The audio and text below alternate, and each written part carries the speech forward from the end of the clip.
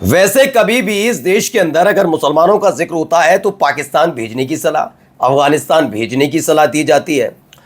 और तो और विपक्ष के नेताओं को कह दिया जाता है कि ये तो आईएसआई का एजेंट है, ये पाकिस्तान परस्त है, ये सोरोस का एजेंट है, ये फलाना ठिकाना सब, और ये बीजेपी के नेता घनघोर राष्ट्रवादी हैं। लेकिन आज एक बड़ा खुलासा हुआ है।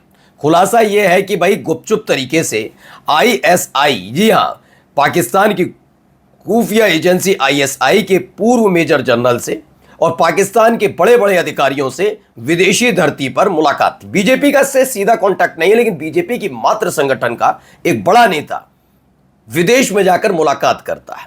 अब इसे कौन सा राष्ट्रहित बताया जाएगा, जरा इस पर भी बातचीत कर लेनी चाहिए। दिखाऊंगा आपको खबर, बहुत सनसनीखेज खबर है जिसने पूरे देश के अंदर हड़कंप मचा दिया कि बहुत दिन रात गुणगान गाते हैं कि राष्ट्र निर्माण में लगा रहता है आरएसएस। लेकिन अगर आरएसएस राष्ट्र निर्माण में लगा रहता है तो पाकिस्तान के अधिकारियों से मुलाकात क्यों?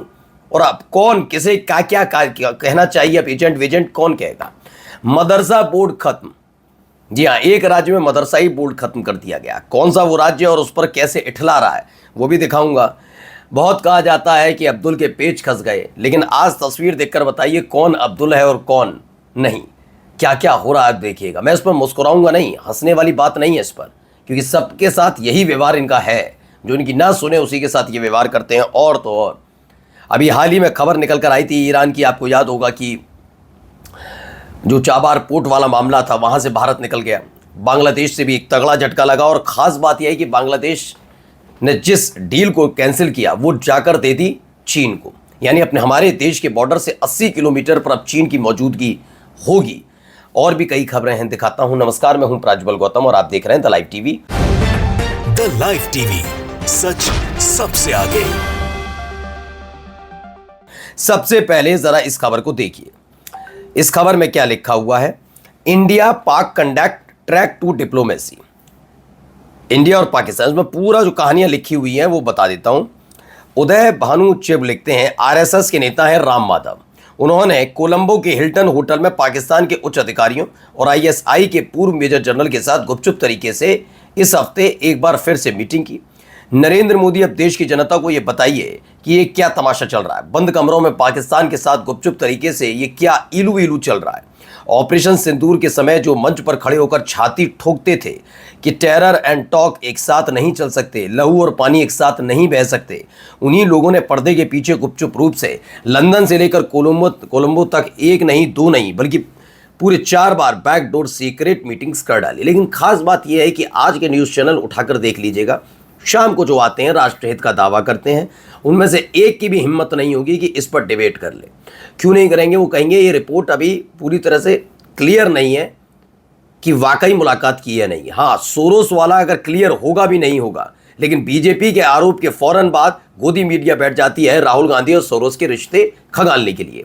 तो इस पर भी थोड़ी पत्रकारिता, खोजी पत्रकारिता कर लें, लेकिन वो नहीं करेंगे क्योंकि गोदी पत्रकारिता जो चलती है।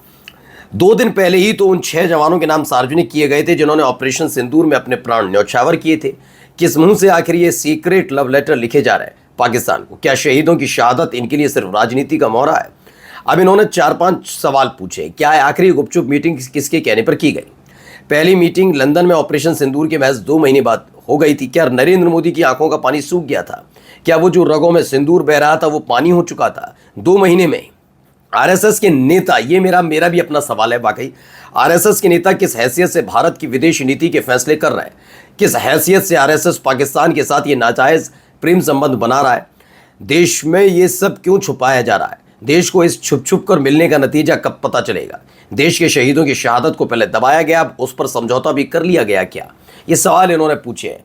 फिर मेरा सवाल है कि जब नेता प्रतिपक्ष होने के नाते किसी देश की यात्रा पर राहुल गांधी चले जाते हैं तो छाती पीटो कार्यक्रम चल रहा होता है, लेकिन आरएसएस जो एक रजिस्टर्ड संगठन भी नहीं है, वो आरएसएस किस लेवल पर, किस आधार पर, किस ओहदे के साथ ये मुलाकातें कर रहा है? ये सवाल है।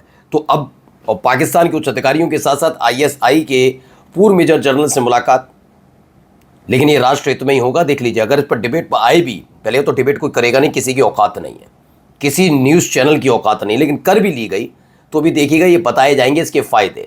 इस देश के अंदर हर चीज़ का फ़ायदा बताया जाता है। अब ज़रा सुनिए यहाँ क्या कह रहे हैं इनको भी सुनिए। अल्पसंख्यक शिक्षा प्राधिकरण की स्थापना हो चुकी है और इसी अधिनियम के अंतर्गत 30 जून 2026 से उत्तराखंड मदरसा बोर्ड का अस्तित्व समाप्त होने जा रहा है और 1 जुलाई 2026 से एक नई शिक्षा नीति की गंगा यहाँ पे प्रभावित हो रही है।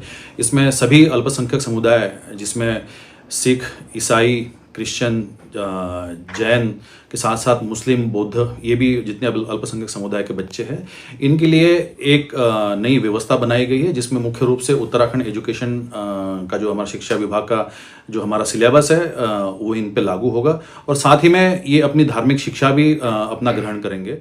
अब देखिए, मैं बता देता हूँ क्या है। उत्तराखंड में आज मदरसा बोर्ड का आखिरी दिन है। नए कानून के हिसाब से आज रात से में बोर्ड खत्म हो जाएगा और उसके स्थान पर राज्य अल्पसंख्यक शिक्षा प्राधिकरण अस्तित्व में आएगा, जिसका गठन हो चुका है।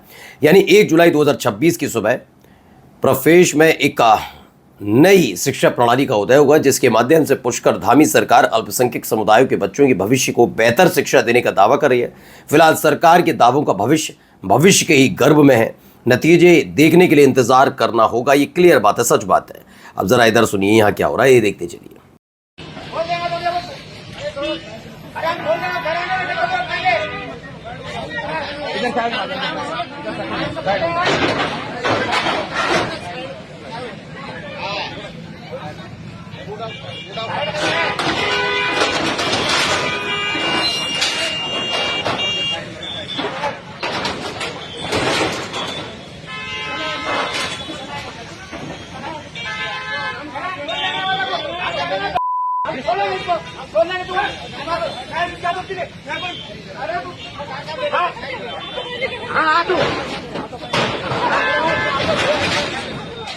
तुम एक हिंदू व्यक्ति जिसकी दुकान को तोड़ा जा रहा है, इसमें लिखा हुआ मोदी नहीं छोड़ेगा किसी अब्दुल को। मंदिर के प्रसाद की दुकान स्वाहा कर दी गई। बड़ा जश्न मनाया जाता था कि अब्दुल का दुकान टूट गई, मकान टूट गया। अब देखिए, अब यहाँ पर भी देखिए जरा। एक बड़ी खबर सामने आ रही है। अमेरिका के दबाव में मोदी सरकार ने चाबहार पोर्ट से अपना कंट्रोल छोड़ दिया है।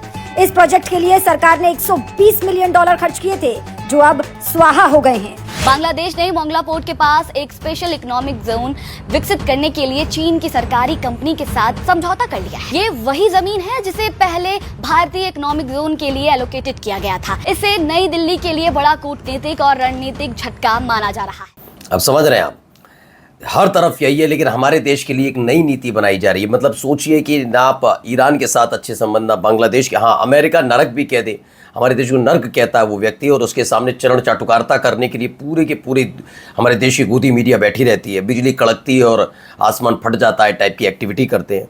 लेकिन हमारे देश के लिए भी एक नई नीति है। क्या है? महिलाओं के लिए अलग से दुकान, शराब दुकान खोलेगी सरकार। ये IP सिंह का अपना दावा है कि अखबार में छपा है।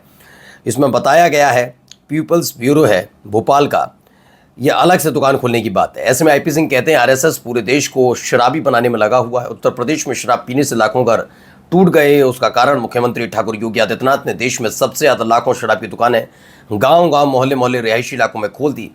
ये वो कहते हैं। सोचिए कहाँ हालात, क्या करना है क्या नहीं करना है, प्राथमिकता क्या है, कोई फर्क नहीं पड़ता। नमस्कार।